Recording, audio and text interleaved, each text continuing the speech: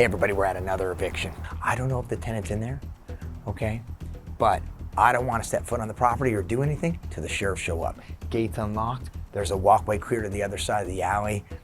We're gonna see what happens. Everybody, remember, when you do this, you gotta have a professional. You don't know what's gonna happen. Today we brought on site the property owner, the property agent, we brought on our attorney, the locksmith, just in case there's an issue. We have proper legal backup to get these people evicted. 6 months, sometimes a year it takes, so you wanna make sure you're doing it the right way. Stay tuned, here we go. How many months do you think total?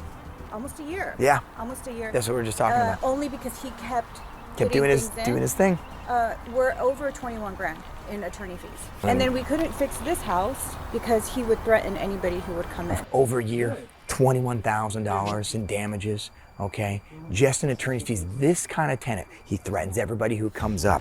He doesn't allow the court to go through its normal process because what does he do? He files motion after motion after motion. If you didn't have an experienced attorney team, you're never getting this guy out. That could be the tenant right there.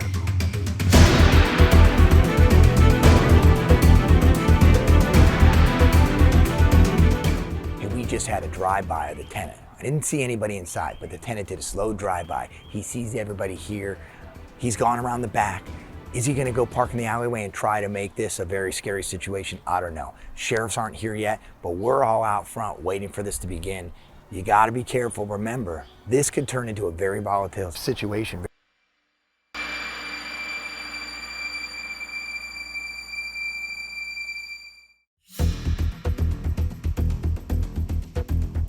Could be in there. The big Ford truck looks kind of like that one, or Dodge truck looks kind of like that one. Just circled the neighborhood twice. We're all standing out here.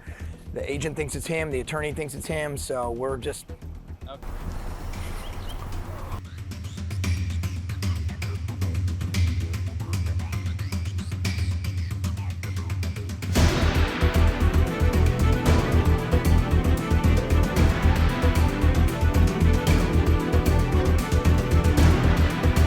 Here comes him. Okay,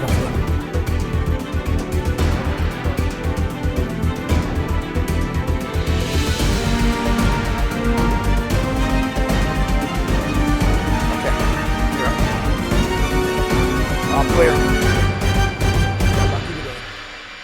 The sheriffs made notice, they made entry, no one was inside. Okay, that severely de-escalates that kind of situation.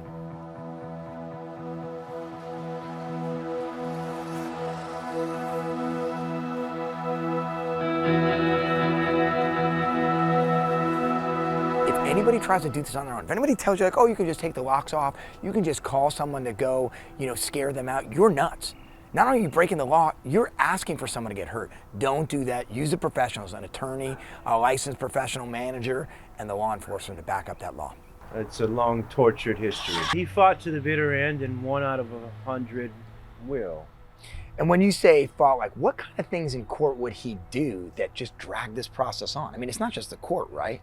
Mind you, this is from a trial court victory that my client and I had in October of 2023.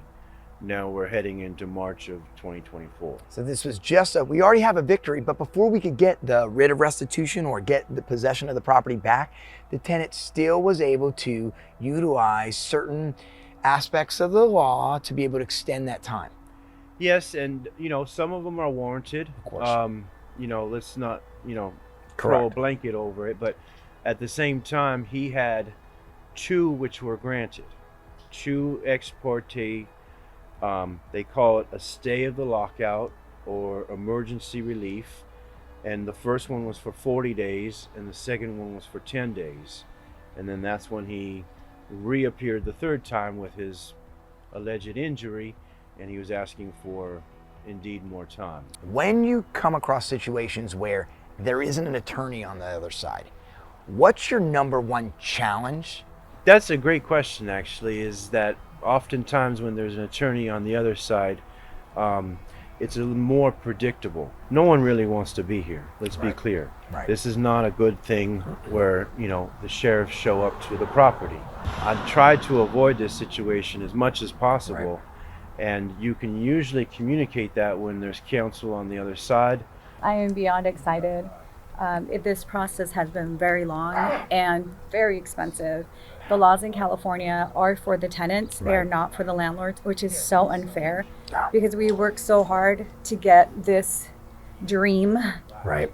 to have people like this come and just sit on it and take advantage. And the court system helps them and helps them. I understand the pain. And I'm only entitled to go after him for $1,000. It's crazy. He didn't pay rent for a year. A year? Okay. The attorney fees are about $21,000 so far, Gosh. and all I get is $1,000 back. It's devastating because you think this part of it is over, Right. and it's not. And it's someone who knows how to work the system.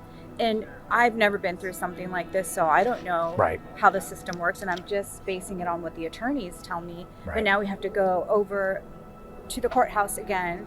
He's pleading to the judge, and the judge gives him another 15 days, another 20 days. And it's like, are you serious? Tell me, if you had one thing to say to people in your situation, people who are trying to buy what is a great dream, generating family, generational wealth, like what would you say to them to be careful of if you had to give some advice out there? Do your due diligence when you're interviewing potential tenants. I would just be very careful about the people that you let come into your properties. Pay that extra money to do background checks. Pay that extra money to have someone do it for you, because in the end, it'll save you so many headaches. What a morning. I mean, 2 hours of being here with the whole team, waiting for the sheriff to come. The sheriffs were very much worried about what was going to happen because the tenant was circling the area. The property is absolutely destroyed. Both houses, because the tenant, even though he only rented the back unit, was still breaking into the front unit. Okay? This is a family dream that they spent all their money to get this property, to rent it out while they do the plans to finally fix it up so they can continue to invest. And what happens? Trash everywhere. That whole place is going to have to be basically gutted and redone because of what we're seeing. And at the end of the day, we're still afraid that the minute we walk away, that tenant is right back here. Look, I want to make sure that you comment and subscribe and tell us, what is it that you see? What stories do you have, both if you're a landlord or if you're a tenant?